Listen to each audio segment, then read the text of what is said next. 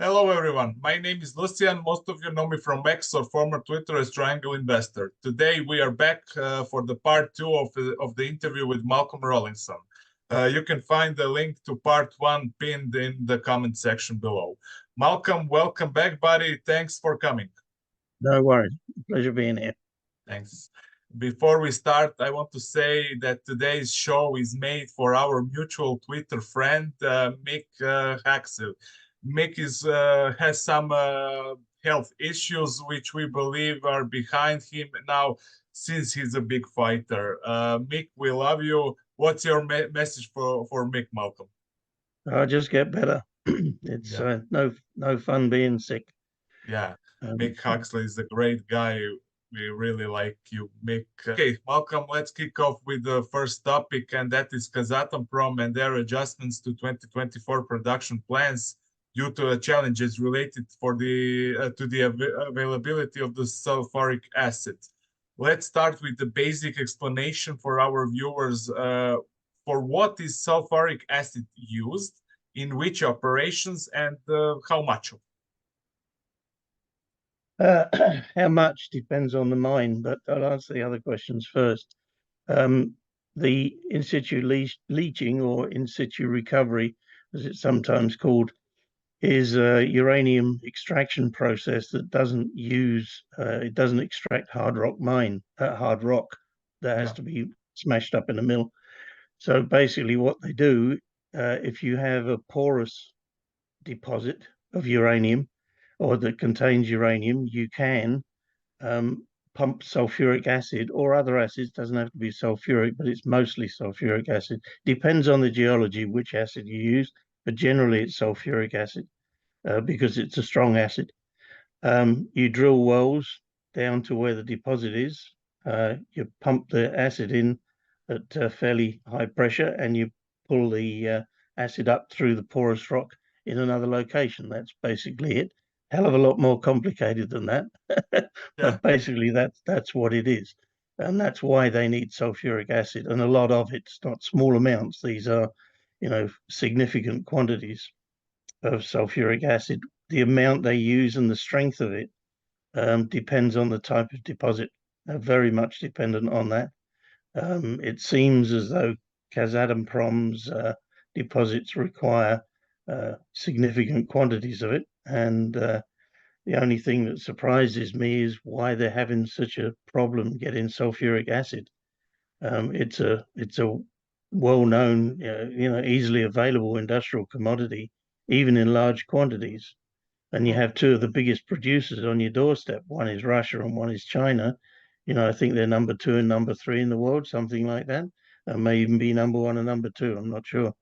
But it's not a chemical that you would have that much difficulty in obtaining. It's not as far as I know in short supply in the world. So I don't understand why Kazatomprom is having such difficulty locating it. Transporting it to the regions where they have to go, I can see that might be a problem.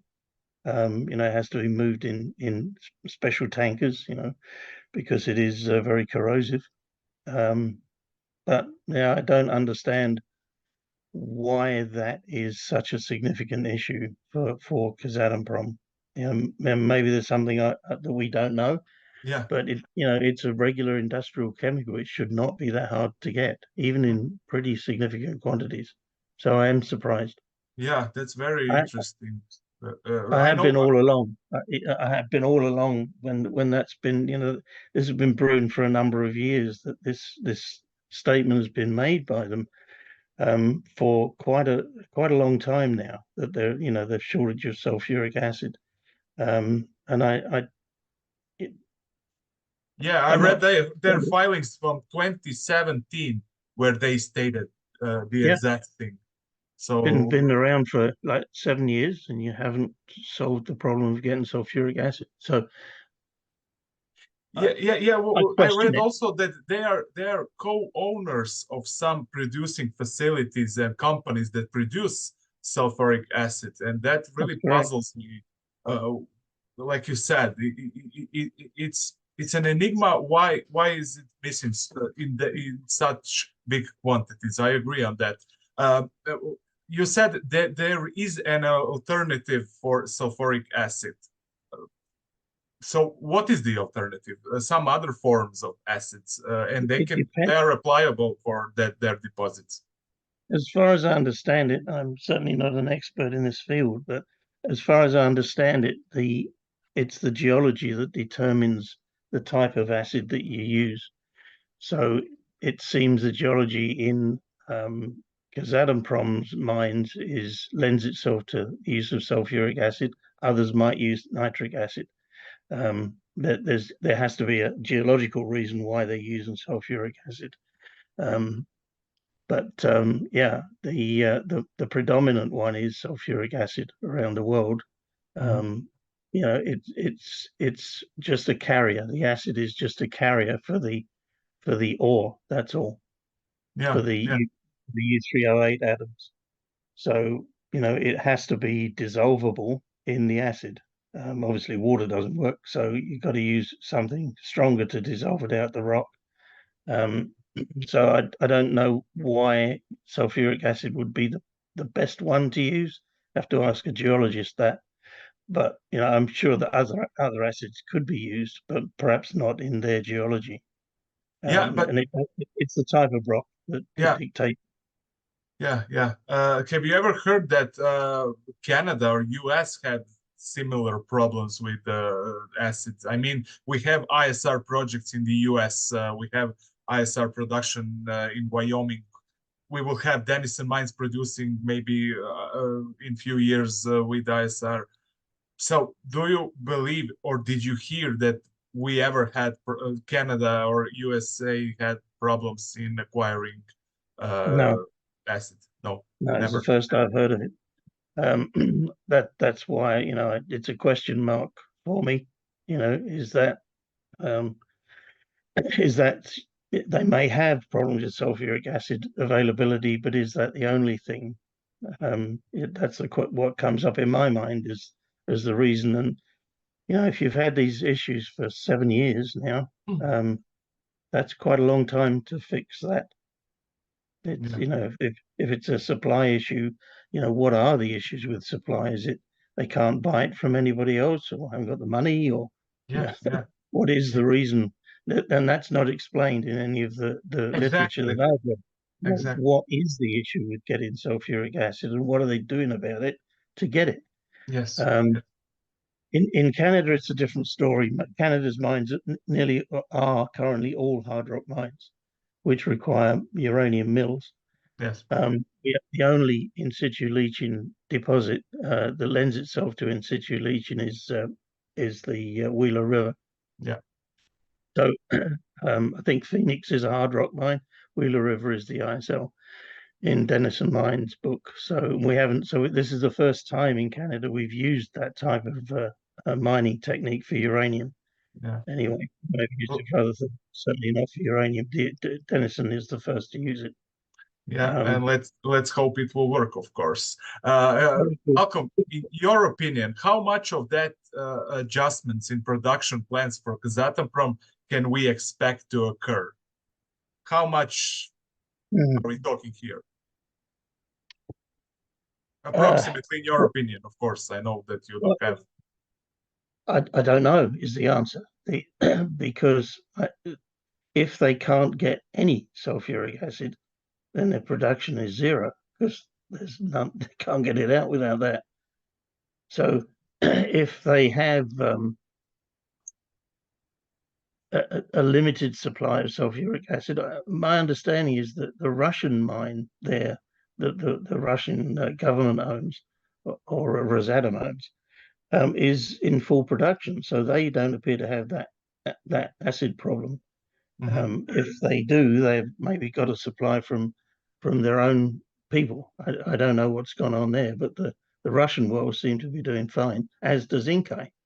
So we haven't heard production cutbacks from Kamiko because of their Inkai mine, because it uses that as well. So I don't understand. It seems very strange to me. Now it Yeah. may be that they have required a lot more sulfuric acid for their existing mines. That thought crossed my mind some time ago, is that they have perhaps used up larger quantities of sulfuric acid in their existing wells to get the uranium out, which means that those wells are probably quite depleted now. So that's another possible explanation. But Yes. it's all very vague. The amount it will affect production, that's the $1 million question. I guess we're going to find out on February the 1st. Exactly. Malcolm, Whatever it is, it's going to be bad because even a 10% reduction of output from Kazatomprom, the world's largest producer of uranium by miles, that is going to have a significant impact on the supply of uranium because yeah, they've contracted it. So if they've contracted it, they can't get the uranium out. Then where do they go for that uranium? That's going to upset the market a lot. Even a 5% change in production is a significant thing against the backdrop of the current market. It's going to send shockwaves. yeah, I don't think it's going to be another Cigar Lake issue, but it's going to be comparable to it. I think it's going to have a significant impact on the market. Even agree. a small reduction. Yeah. We've been warned that there will be a reduction. I mean, that's what Kazatomprom is telling us, that they're not going to meet their production targets. By how much they miss them is the big question. My guess is it's probably going to be about 10 to 15% down. 10 But to that's just a guess. 15%. Okay, It's just okay. a guess because I don't know their sulfuric acid numbers. I have Of very little course, information to base of that course. on. But that's But my guess. yeah, there are a few more issues in the world regarding that. One very important topic to me, and the problem which could get only worse, in my opinion, and that is finding quality and skilled labor, and I mean on multiple levels. Do you see that problem already in mining and in nuclear energy sector? Oh, I see it throughout the world. The Yeah, mining itself is a specialized business. Uranium mining is a much more specialized, offshoot of regular mining. It needs special techniques. There's radiation involved. Yeah, People need different levels of training to handle those materials, security issues. All of that stuff requires very specialized people. I've been in this industry for a long time. I mean, I've been trained and trained and trained and trained and trained throughout my career. The amount of money that companies have invested in educating me and training me to do the work for them, it is very high. If you've been in a situation where you've had to lay off all of your workforce because you shut down the mine, and economically that's understandable. I mean, you go bankrupt if you didn't do that. So it's the right thing to do from an economic standpoint. From a trying to restart your mines in a hurry standpoint, it is not a good thing to do because now many of those people have not only got other jobs, they've retired. They're out of the industry altogether. And mining, I can only speak for mining in Saskatchewan, up north. It's a beautiful place, but it's not a pleasant place to work. yeah, Especially in -35, -40. It's brutal up there. You're trying to run this complex machinery in these sorts of temperatures. I mean, it takes some doing, I tell you. It's not an easy job to do. Even in the summer, it's not an easy job because you get mosquitoes and black flies. yeah, yeah. But these are remote areas. They are absolutely stunningly beautiful areas, but they are difficult places to mine uranium in. So attracting the sort of people who are going to want to do that lifestyle, because it is a lifestyle, is going to be difficult. And I'm surprised they haven't had more problems than they have. But there are skill sets to uranium mining that need to be developed over years of time, and it's experience as well as know-how that we just had an incident recently where a propane heater failed. Is that due to inexperience? I don't know. It could be. Those I've never heard of that happening before. Albeit the temperatures up there were really, really cold. when that happened. So, but these things happen in the nuclear business. So, mining is a difficult job. Anybody who thinks that mining is easy needs to spend a year up in Saskatchewan, because it isn't. Yeah. Most difficult job. And mining itself is difficult in these places. Mining in uranium in these places is 10 times worse. A lot of regulatory issues you have to deal with, because of the nature of the material. I mean, this isn't rock salt you're digging out the ground, it's uranium. So the staffing for the whole nuclear industry is an issue. I mean, one of my concerns, throughout my career has been trying to train new people. That there didn't seem to be the will to bring in the new people, to instill the knowledge with an experienced person. That would have been the right way to do it. Some companies, my old company OPG, did a fairly good job of it, but it's expensive to do that because you need two people doing the same job.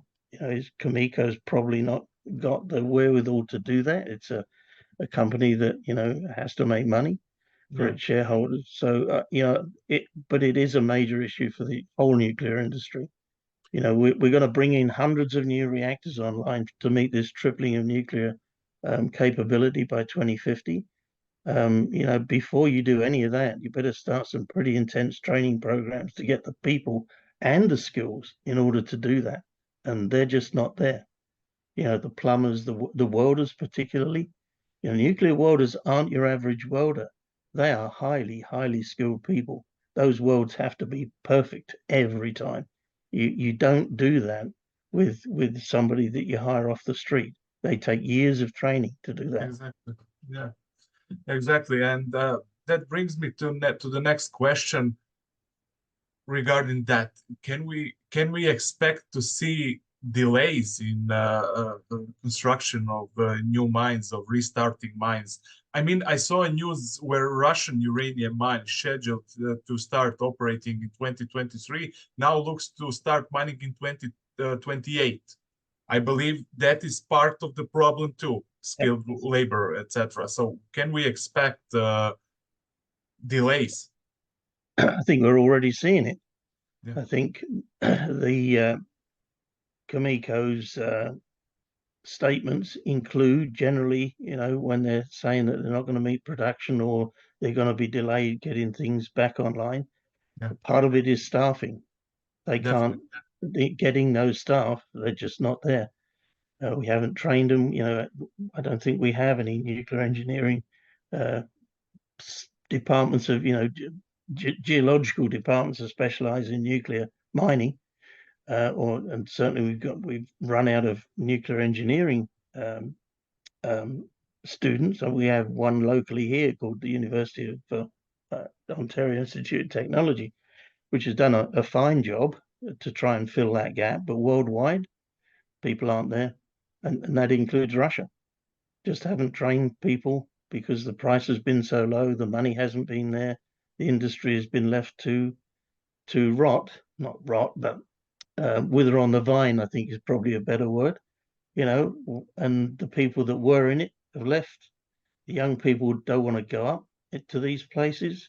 So you've got this really bad situation where you're trying to bring stuff on in a really big hurry. And that's when you need the experienced people to go and do it. And you haven't got them. That's the same in Kazakhstan too. They want to open a lot of new wells, but where are the people to do that going to come from? If you're gonna triple nuclear capacity, you need to triple mining capacity as well.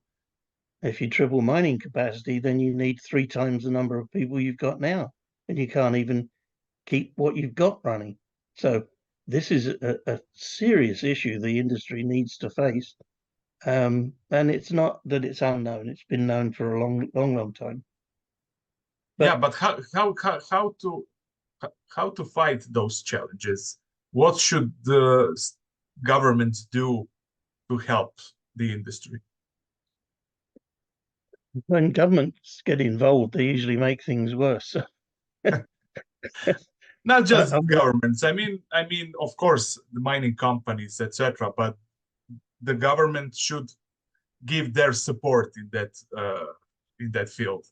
Yeah, the Canadian government has actually provided a lot of support for uranium production. They are supporters of nuclear energy as a means to decarbonize, which is what they say they want to do. Nuclear power has certainly done that in Ontario, where I live. It's been amazing. I mean, our air quality is much, much better than it used to be.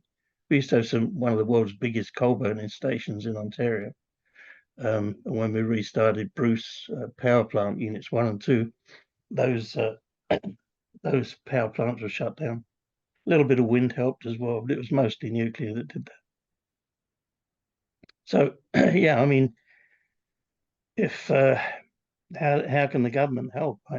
I guess they can make spaces available in universities to train people, but it's also making the industry more popular for younger people. And the reverse has happened over the last 25 years. It's been an industry that most considered was not something for the future. So if you're a young kid that wants to start out, are you going to go into an industry that maybe not be there in 10 years' time? Yeah. So there's been all of that going on in the background, certainly in my career. I was lucky. I'm a boomer. And, when I started in nuclear engineering in 1969, which is a hell of a long time ago, but it's true, it I was an wasn't even exciting. born there. Oh, don't tell me that. That's made me feel really bad.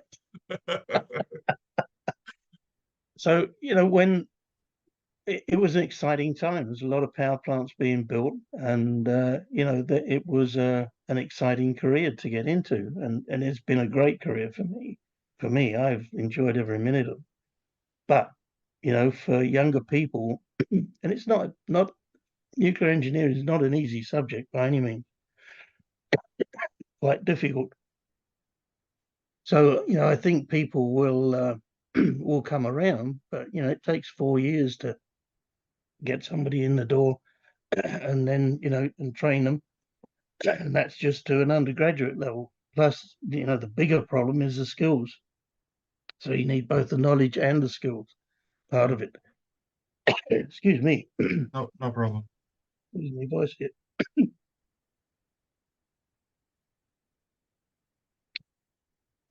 So yeah, it's what's your yeah, it's a difficult issue to solve. It's not something that's going to be solved overnight. Definitely It's not. going to take years. I agree. Yeah, yeah, you are right about that. It will take years to solve that problem, and it is a big problem in my book. Let's change subject. I want to hear your thoughts about uranium conventional mills. We have Canada, Key Lake, the world's largest uranium mill, McLean Lake, owned by Orano and Denison. And we have the US mills, White Mesa, Suhuric. One is actually now built in Utah by Western Uranium and Vanadium. My question to you is, would you say that companies with mills have the strategic assets and that they hold in hand other small producers, so to say? Oh, they certainly do. I mean, they don't have any control over the ISL producers, of course. Yeah, that's the reason why I said conventional, of course. Yeah, yeah. Well, they're both conventional to me. I know, I know. The for there has to be more mills built if we even have a hope of trying to meet 3 times the world's production of nuclear energy by 2050 or whatever the magic date is. There has to be a lot more of those facilities built because we can't do it all with ISL mining. It has to be, most of it's going to be hard rock mining, certainly everything in Canada is likely to be. Wheeler River is an exception in Canada. But whether they'll find other deposits that lend itself to ISL mining, I don't know. But they may. But if you think about it, you can find uranium, and that's great, and you can put it in a truck. But where does it go? It has to go to a mill. Those mills take a long time to build. Years. NextGen is just starting the process to build its mine and mill, and a lot of those items of equipment are long lead time items. Rock crushing equipment. Now, this is not stuff you buy at your local hardware store. This is stuff that takes years to build and ship and reconstruct on site. Can't lift it up with a helicopter; it's too heavy. Excuse me. So this stuff is not easy to procure. It's not easy to build it, especially in the locations where you have to build it. You're talking about shipping stuff by by road, sometimes ice roads in some cases, but not in the case of Canada. But you might have to move this stuff like hundreds and hundreds of miles. Not an easy job to do. So you've got to design it, you've got to procure it, you've got to get a manufacturer to build it. There's not too many of those manufacturers around. They're tied up doing other mining work. It's not the only type of equipment they make. So hard rock crushers are used in other industries as well as uranium. So there's a competition issue there. Can you actually get this stuff in the time that you think you can get it? Are there going to be delays? Almost certainly there will be. Now, if everybody's looking at the same sort of equipment all at the same time, there aren't very many manufacturers of it, only a few. So they're all going to be inundated with requests for these machines. And then you've got to build the mill itself, of course. I mean, that's 2 to 3 years to do that at least.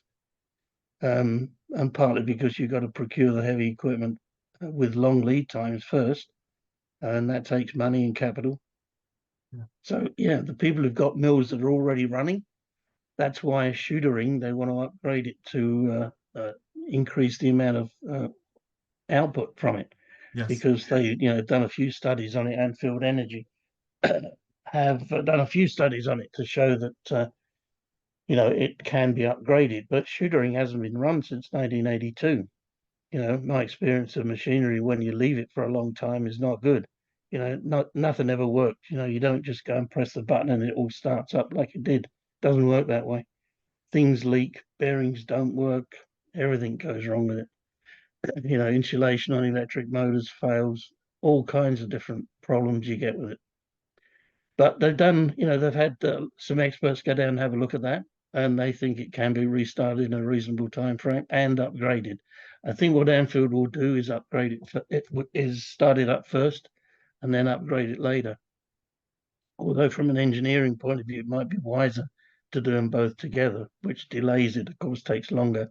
So if you want to get it in production quickly, probably leave it as it is, replace the stuff that's not working. I gather diesel generators, because it's out in the middle of nowhere in Utah. So, there's no power lines there. You have to have diesel. So diesel generators need to be replaced. That's not such a hard job to do. Plenty of people make diesel generator sets. But again, you gotta have them made. You gotta ship them in. So I think Suhuric is probably about 2 years away. And what's your take on the valuations of the mills? Let's say McLean Lake Mill. If you would build one today, it will be a big amount of money should be invested in those kind of facility. And I'm talking not just McLean Lake, like you said, Suhuric. If you would build a new Suhuric today, it's a big amount of money. I mean, it depends on a lot of factors. Suhuric is already built, so it's a question of refurbishing it more than reconstructing it. The buildings that it's in are okay, so you haven't got to build those. Yeah. But a new mill, I didn't look at NextGen's cost for a mill, but I'm guessing probably somewhere in the region of, I don't know, 100 million to build a mill. They're not cheap. They're definitely not cheap, but I believe that amount is substantially higher, in my opinion. Never mind. Malcolm, let's go to the next question. How do you see enrichment and conversion market going forward? Yeah, somebody asked me to talk about this new enrichment process. It's called from a company called Silex or General Laser Enrichment. Right now, the enrichment capability in the United States is limited. There's only one company, Urenco. It's the only enricher in the United States. The rest of it comes from France through Uranium. They have a plant at Le Havre, which is on the estuary of the Seine going into the English Channel. There's a big facility there. I've been to it. It's huge, enormous facility. Really? The British have one as well, and of course the Russians, and probably the Chinese have one as well. I'm pretty sure they do. Haven't looked into actually where that is. I'm sure they have one, but but it's all gas centrifuge stuff. So this is the way they, it used to be gas diffusion, because there's basically two ways you can extract uranium, either by the difference in size of the two molecules or the difference in weight. So gas diffusion is the difference in size. Uranium-235 is slightly smaller, so it goes through fine holes more easily, but you have to do a lot of it. It's a very expensive process, gas diffusion, huge energy consumer. That's pretty much gone by the way now. I don't think there are any of those in existence. Gas centrifuges, on the other hand, have taken over from that, and they do it separate by weight, of course, by difference in the centrifugal force on a U-238 as opposed to U-235. U-238 goes to the outside, U-235 stays to the inside a little bit. You do it, 500 times, and you get more U-235 than U-238. But then it's also fairly energy intensive. And the big difficulty with it is that those centrifuges run at such high speeds that shutting them down causes mechanical damage to them. That's why we had a surfeit of uranium, a lot of extra uranium a few years back, because the enrichers weren't enriching. They were underfeeding, so they were using old tails to get back to natural uranium and then re-enrich that to the 3 or 5% that PWRs need. There is a shortage of enrichment capability, even for existing reactor fleet. That is a serious issue for the industry. Needs to be fixed urgently. The Russians, of course, have been the uranium enrichment suppliers to the world, and most of the contracts that the Russians do when they build a reactor there, they build a reactor, but they also do deals where they will supply fuel to the reactor and take the waste away or used fuel away, which I think is a really neat way of doing business. If you're in the nuclear power construction business, that is very appealing to customers, because you don't have to worry about the supply of fuel. It'll be there because the Russians will supply it. That's what they're doing at El Dabar in Egypt, and in the 2 units at Bangladesh, and I believe the units in India as well. It's the same process. So they're going to be using their enrichment capability for their own reactors and the ones they built overseas. So irrespective of whether the US wants to ban Russian imports, I don't think it's going to be there anyway. I've maintained all along that Russia has such a huge build program outside of Russia that it's going to use most of its capability to feed that. Turkey as well, another 4 units going in Turkey. So, are they going to have the enrichment capability that the Western world requires? I think the answer is no. And even less if they're going to plan to build, hundreds more reactors. The capability just isn't there in the Western world right now. Very, very few enrichment plants we have, 3 or 4, something like that. Yeah. And they're working flat out now, all of them. Feedback that I get is they have no spare capacity. They're building capacity, but building centrifuges isn't cheap, and running them isn't cheap either. What's happening now is they're overfeeding, which means that they're running the tails are much higher than they would normally be. That enables them to make better use of the separative work units which is how you measure. It's an energy measure, really. It's how you measure the output of the cost to you of enriching uranium. So against that backdrop, the Cameco has or is developing a new process with a company called Global Laser Enrichment, something like that it's called. It uses a process called SILEX, which is separate. What does it stand for? Separation of isotopes by laser excitation. What it stands for. Yeah. And it has some very big advantages. It's using a slightly different technique, which is to the electrons that rotate around a U-235 atom take a little less or more, can't remember now. I think it's a little less energy to knock off. It's a little more energy to knock off than a U-238 atom. So if you tune the laser to deliver the right packet of energy, it only knocks the electrons off of the U-235 atom and leaves the U-238 atoms alone. So if it hits a U-238 electron, it won't knock it out. Yeah. If it hits a U-235 electron, it will. What that means is now you have an ionized U-235 isotope, which makes it different from the U-238 isotope. So you can separate it out electrostatically. Much, much easier and a lot less energy. The lasers use a bit of energy, of course, but it's way, way less than centrifuges use. And it doesn't require any of the mechanical equipment that on the scale that centrifuges do. If you've ever been in one of these facilities, there are rows and rows and rows of centrifuges. That they're precision bits of equipment, every one of them.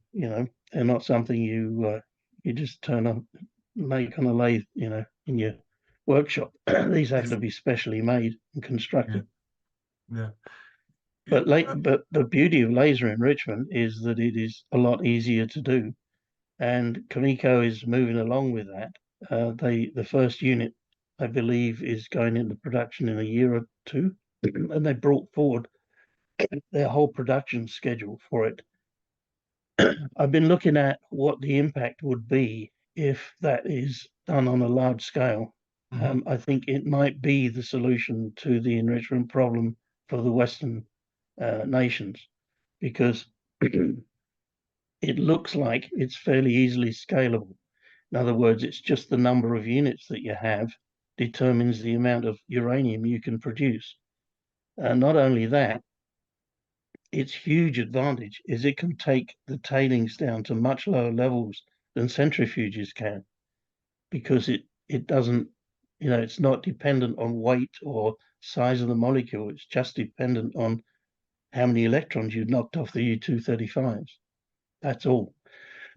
So if that process is as efficient as it seems to be, then the production of uranium from existing tails might be quite significant in the future. I don't think it's going to affect this bull market much, but it might be a major source of uranium in years to come, because the UF6 is already there. Yeah. There are tons of UF6 tailings all over the world, loads and loads and loads of drums of it. So if you can take that and basically make it into just U-238 UF6 with no U-235 in it, you've done two things. You've solved a waste problem. Now you don't have to store it because it's not radioactive anymore. Might be a little bit, but not much. Yeah, So, definitely. That was a perfect answer, Malcolm. Thanks a lot. I want to hear your opinion on nuclear waste. Can you describe the process and technology today? Is that problematic now, and how is the future looking for that segment? well, you've probably seen me write on Twitter about, that it's not waste. Yeah, It has enormous, and I do mean enormous amounts of energy still contained within it. When it's used fuel because that's what it is. That's the correct term for it. It's used used fuel. fuel Yeah, because it's fuel that's been used. That's why it should be called that. It's not waste because the anti-nuclear crowd likes to call it waste because it gives the impression that these cowboy nuclear operators just take the fuel bundles out and throw them in the backyard. If you've been to a facility where this stuff is stored, I mean, it is in. You could eat your dinner off the floor. I mean, yeah. it is I saw it. absolutely the Yeah, most spotless place you'll ever be in your life. exactly. And because you don't want contamination all over the place. And these things are not in some sort of oil drum somewhere, which is you always see the anti-nuclear people with the oil drum and the big X and all of that nonsense. It's stored in enormously strong containers, like they weigh about 150 tons each. They're not something you're going to pick up with a forklift. You can't. Yeah, These. So that's how it's stored right now. Very safely stored. Regulators would never allow you to store stuff the way the anti-nuclear people suggested is stored. Not in a million years would they let you do that. Those containers are tested. I've witnessed some of those tests myself. I was doing the fire protection for some of these waste containers many years ago, and literally they hoist it up on a crane with a steel spike, and they drop it about 180 to 100 feet. And this thing weighs many tons onto a steel spike, and then they burn it. They cook it in an oil fire for half an hour or so, and then they measure to see if it's had any leaks. And the test that I saw, nothing. But this thing wasn't even damaged. And they've yeah, also hit them with railroad trains. They've they've dropped them. They've hit them with railroad trains. They've hit them with trucks. Even hit them with aeroplanes. They just survive anything. So anybody that tells me that nuclear waste is stored in an unsafe way, well, I've got a place I'd like to take you to show you how it's really stored. But it's a political ideology. People talking nonsense. yeah, yeah. Um, the When I said there's a lot of energy in used nuclear fuel, there is. When you burn fuel in a nuclear reactor, it's a process called burn up, and it's related to the number of U-235 atoms that you actually consume out of the fuel. Because it's U-238 is most of the fuel, even at a 5% enriched reactor, 95% is uranium-238, which is not fissile. However, when it absorbs a neutron, it becomes plutonium. There's a decay process. I won't go into that now, but there's a decay process where you produce plutonium-241 and plutonium-239. Those are the two fissile isotopes of plutonium. So there is a lot of plutonium in that fuel, and it can be extracted. It's not economic to do it now because uranium's relatively cheap. That may not always be the case. Now, the other beauty of going back to the laser enrichment is that laser enrichment has the potential to take those fissile isotopes out of the used fuel, which reduces the time you have to store it uh, by a lot because it's a long half-life isotopes that are the ones that mean you have to store it for a long time. Most of them have decayed away. The highly active isotopes that are in the fuel, most of those are decayed away within 100 years. So you don't have to store it for 10,000 years once you've got the plutonium out. So it's not as much of a problem as people make it out to be. It has to be stored safely, and it is stored extremely safely. Um, but from a radioactive, from a danger to the public point of view, it isn't. Really isn't. Even in an earthquake, you wouldn't damage these containers. Canada has a plan to bury the waste. They call it I've got an acronym for it, if I can get it right, adaptive phase management approach. Basically, we have an organization called NWMO, Nuclear Waste Management Organization, which does a lot of good work in how to dispose of the used fuel. They do call it waste, which I hate the term, by the way. That and their very name is nuclear waste management, but that's what they want to call themselves. Yeah. The problem is that if you are going to permanently bury this stuff underground, then future generations don't have access to it. If you lock it away, and as I said, technology may come along which could extract all of that energy. And as it happens, Silex is one of those technologies that may be able to take that fuel out of the used fuel and reuse it in other reactors. Plus, there are reactors, some molten salt reactors that can burn waste. So they can take these fuel bundles, literally dissolve them in the molten salt and extract energy that way. I mean, that shows enormous promise. That's the one that I think is going to change the picture. So in 10, 20 years' time, I don't think there'll be this issue of disposing of nuclear materials. I think it will be solved. There's a lot of people working on it, a lot of really smart people working on this issue. It's not something that we've kind of forgotten about in the industry.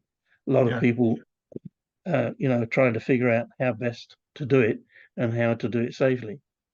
And from a non-proliferation point of view, you want to get rid of it as well. Plutonium is weapons material, as you know, and you don't want to have a lot of that around. You want to burn it up. Exactly. That's the way to do it. Is build the reactors that are capable of burning it, and then you get free energy. You don't have to worry about uranium anymore. Exactly. Malcolm, let's move to Q&A. I have some questions for you. Let's start with the first one from our followers. What is your take on uranium Niger companies, Global Atomic and Goviex? I do have shares in a couple of the companies, GLO and Goviex in Niger. So I want to say that up front, so I can, anybody thinks I'm Disclaimer. full of it. Well, yeah, I suppose the disclaimer. The thing that bothers me about Niger is that France has basically pulled out. The reason it bothers me is that in the past, the French have used their troops to stabilize situations in that country. And that may be part of the reason why there's a coup there, because of that influence that France had, rightly or wrongly. They were viewed as a colonial power, like Britain is in many countries, and I can understand why there would be some opposition to them being there. But the bottom line is that France is not going to be in Niger, which means that there must be some other stabilizing influence there, because it's on the borders of the mines are in northern Niger, and that's an unpredictable area. There is some risk there. You certainly wouldn't get that in Canada. So if you had the same mines in Canada, it's not an issue. In Niger, it is. Goviex has another mine in Zambia, which they're working on. So I think that tempers the risk with them a little bit. Yeah, it's cause for concern. The mining companies are well aware of all of this. Of course, they're not dummies. But in an unpredictable military situation, is that where you want a big chunk of your investment to be? I do invest there. I like the mines. I like the companies. I really like the management of them. But some of these things are outside of their control. So I would. It's not an area that I would discount. I'm not heavily invested in it myself. You got to see what risk you're prepared to take. The gains could be phenomenal, of course. Yeah. These companies, because of all of that risk profile, their shares are very low compared to the mine assets that they have, and the likelihood of getting into production fairly quickly. So it's a trade-off. If you want to take that risk, the companies are well worth investing in as companies. And if they have assets that are outside of volatile areas, then that's probably something I would go for, because the upside is so huge. I Yeah. think Yeah. it's trading something like 15 or 20 cents, somewhere around there. Yeah. For its asset base, that's ridiculous. Yeah, Yeah. exactly. I have a similar question from another follower that asks, what about Namibia uranium companies, Banermann and Deep Yellow? What's your take on them? Uh, I like them both, and I know Brandon personally is a great guy, really good CEO. And John Borshoff, of course, I've not met him, but he's he's the expert in the field. If you wanted somebody to run a uranium mining company, your first pick would be John Borshoff. I mean, the guy's a very smart man. He's no Yeah. dummy. It's because Namibia is well established in the uranium mining business. Their types of geology don't require a lot of hard rock crushing as they do in Canada. So it's a different mining process there a little bit.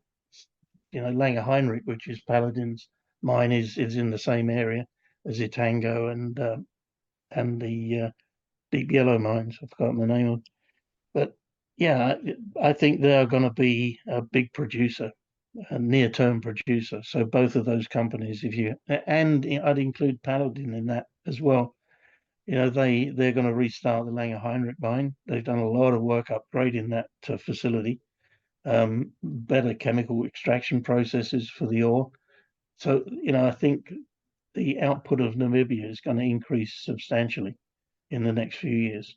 So that the mines aren't enormous in terms of production rates. I think Langer Heinrich produced about 7% world uranium, something like that, when it was running. Maybe I got that figure wrong, but I thought it was somewhere around there, like 5% or so. The China National Nuclear Corporation has a 25% takeoff agreement with that mine, so they obviously have faith that it'll produce.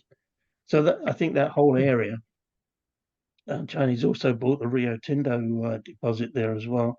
So I think Namibia is going to be one of the first up producers of significant quantities of uranium.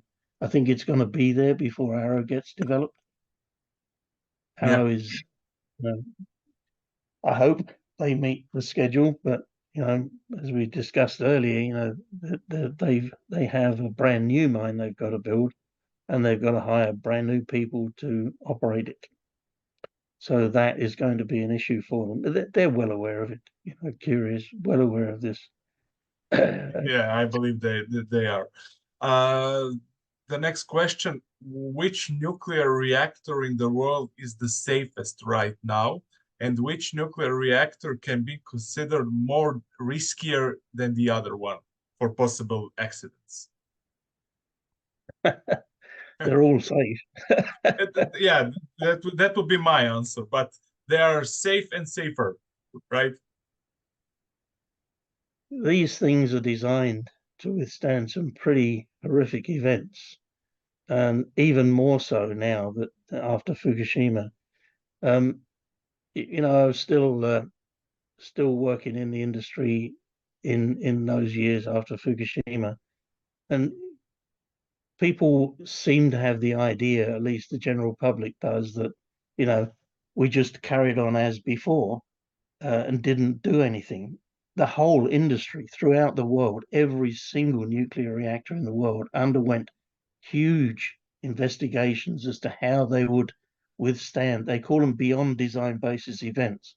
In other words, when you build a nuclear reactor, you build it to withstand a certain set of events. It might be a flood, it might be lightning strikes, it might be tornadoes, it might be hurricanes, whatever. They're designed to withstand what is typical. So if you build a plant down in the tornado belt in the USA, you're going to make sure, and the NRC will make sure, that that thing can withstand any tornado that is thrown at it without there being any radiation release at all.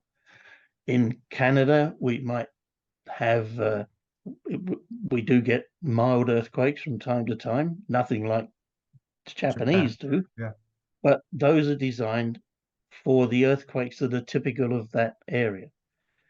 What happened after Fukushima? So those are design basis events. That's what you ask your designers to build the reactor to withstand, and you test it to do that. Equipment is, for example, if you want to test something to withstand an earthquake is just random vibrations of the ground.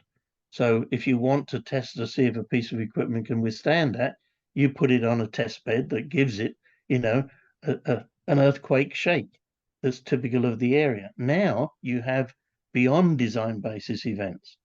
So even though an earthquake, a category 4 earthquake, or I think it's category 2 or something like that, not as typical of Ontario, you design it to a higher level. So any new reactors that are built in Canada and the existing ones were all checked to make sure that they could withstand events that were beyond design basis. And where there was any question that they might be lacking, huge amounts of money were spent to ensure that there were backup systems put in place, more generators in case you lost power, all of those things. So the industry spent hundreds of millions of dollars, billions of dollars, upgrading every reactor around the world underwent that process. So WANO, which is the World Association of Nuclear Operators, does inspections around the world of every nuclear reactor periodically, even those in Russia, because it's in their best interest to do that. And they write reports to see how that facility could improve. So to say that, we didn't do anything after Fukushima is completely wrong. Huge amounts of effort went into ensuring that every type of reactor was safe. In Canada, we use CANDUs. I like them, because I'm biased. But, PWRs are great reactors too, a lot simpler than the Canadian ones. Don't need fueling machines for one thing. But, in terms of the levels of safety, the risk levels that you're taking are so low that all of the reactors are within, 1 or 2% of each other in terms of safety. They're not, one's miles safer and this one's really unsafe. It's not like that at all. They're all safe, and they're all very, very safe in the, Okay, they are all very, very safe. 10 to the -8 probabilities now. I mean, that is a lot. The reactors here in Ontario, they're designed for earthquakes. I mean, in my time in Ontario, I've never had an earthquake ever. So, but that doesn't mean they won't happen 100 years from now. Of course, but you never know. You want to make sure the reactors are designed to withstand it, and they are. Not just the reactor, but the fuel ponds where the fuel is stored, all the facilities on site, right? Wherever there's a potential that you could release radioactivity, all of those facilities are earthquake qualified, tornado qualified, hurricane qualified, you name it. Okay. No problem. Let's move to the next question. And that is, at what price of U3O8 utilities will have difficult time to operate? That is an interesting question. I would answer it, but I will leave it to you. Please. I'd hesitate to say there is no price, but it's a very, very high price. Exactly. And the reason being is there is no substitute for uranium. You can't put some other fissile isotope in a reactor; it doesn't work. So there is only one once you've built the reactor and designed it, there's only one fuel it can use generally. There are exceptions, but for most reactors in the world, it's enriched uranium-235, uranium dioxide pellets. That's what they run on. If you can't get the U3O8, then you're not going to end up with a finished fuel bundle at some point down the road, and then you're going to stop operating.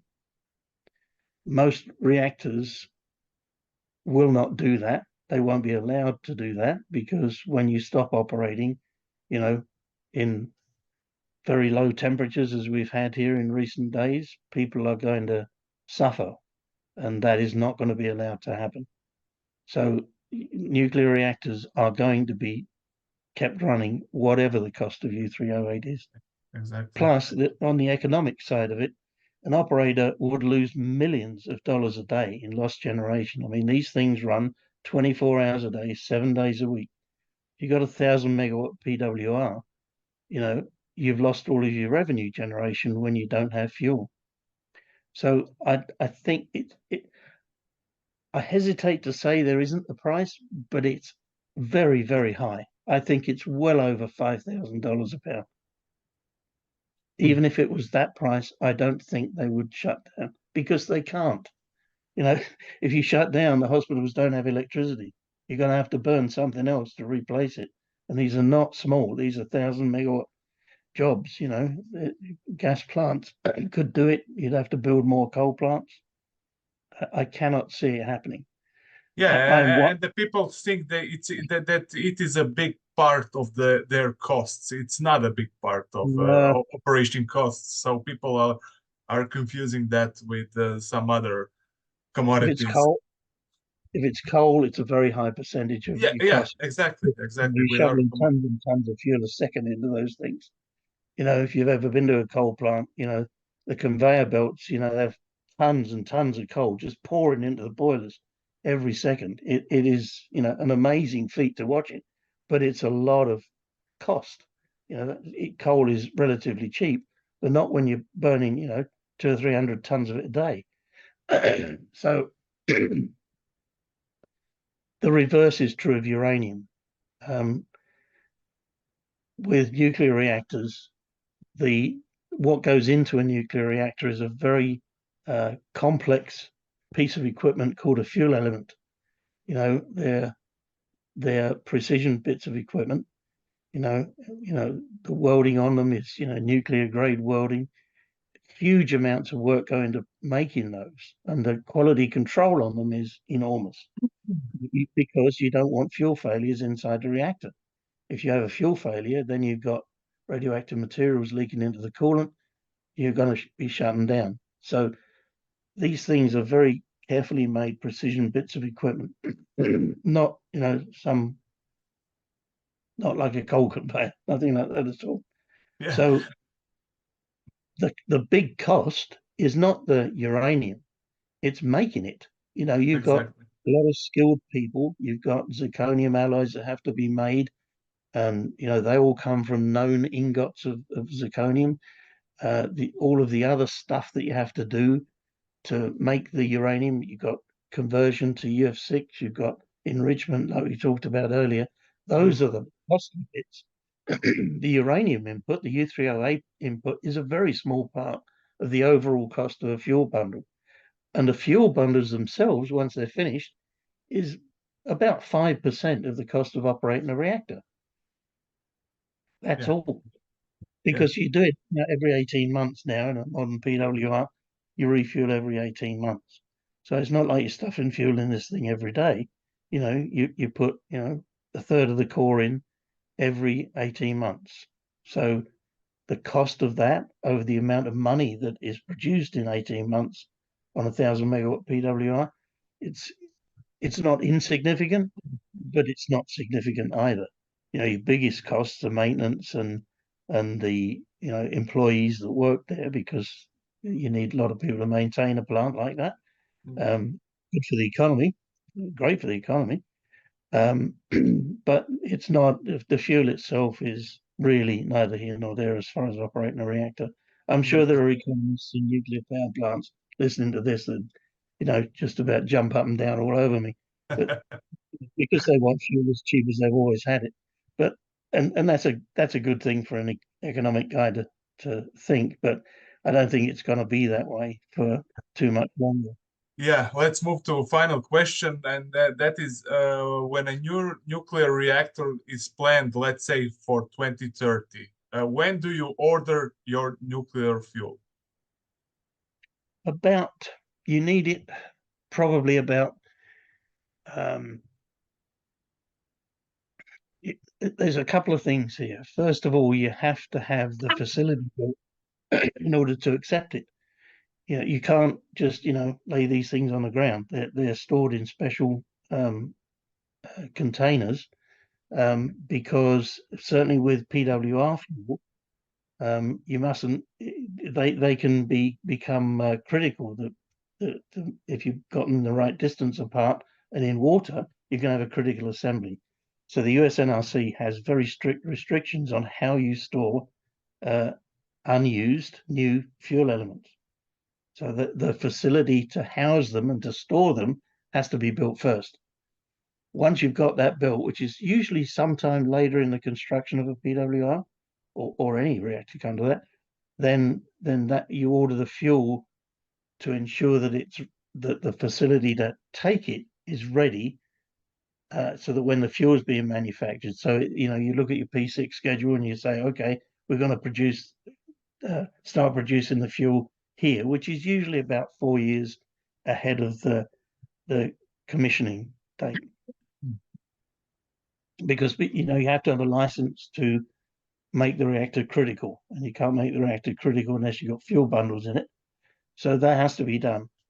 Now, one of the interesting things about the new SMRs that are coming up, and I think people need to be well aware of this, is that if you build a power plant with say an 8-year construction time, you're probably going to think about ordering the fuel somewhere around the 4 to 5 year mark into the construction process. With an SMR, the construction time is only 4 years. That means as soon as you order your SMR, you should be ordering the fuel. Fuel, yeah. And it's a very different situation with a large commercial reactor. SMRs are very different in terms of the construction timelines. So you need the uranium very quickly. You haven't got the time to mess about and wait. You have to order the uranium straight away. Yeah. Very different time scale to normal construction. So I think if there are a lot of SMRs built, I can see it having an immediate impact on the fuel supply, because you've got to get all of your stuff lined up. You've got to get all your ducks in a row. You've got to have your U3O8 lined up. You've got to have a contract in place for that. You've got to have a contract in place for a converter. You've got to have a contract in place for the special fuels that some of these reactors need. A triso fuel, some of the reactors are using that. That supply chain is only just being built. So you've got to have all of that in place before you can start ordering reactors. The Polish government is ordering 300, so I understand, or will be, which is amazing. But not exactly sure where the fuel's going to come from for them all. I'm sure it'll be solved. The industry's, a lot of smart people in it. I'm sure they'll solve it. But given the state of the uranium supply chain at the moment, I think it's going to exacerbate an already difficult problem, because all of the same facilities that SMRs are requiring to use are also going to be used by the current fleet of reactors, all of which are having life extensions, or the majority. We had planned for reactors to be shutting down in the US now. Well, they're not. Diablo Canyon is running for till 2030, maybe longer. They're trying to start up Palisades. There's a lot going on in the industry that is increasing the demand for uranium above what most people predicted it would be. And that's, to me, if you put all of these layers one on top of the other, you can see that there's a major problem building in supply chain. And it's not something that's going to be fixed easily. You can't build an enrichment plant in a week. It takes years. You got to design it, you got to build it, you got to get the regulator to approve it. You've got to have all of your material handling and security arrangements in place. You know, nothing in, you've heard me say this on Twitter ad nauseum, but you know, nothing in the nuclear industry is quick. Nothing. There is not a thing that I've ever done in this industry that was quick, Yeah, because the regulator, that's their job, is to make sure that things are done correctly. And by golly, they're going to do that. It doesn't matter what your financial pressures are, they will make sure that you do it right. And that's the difference between this industry and everything else.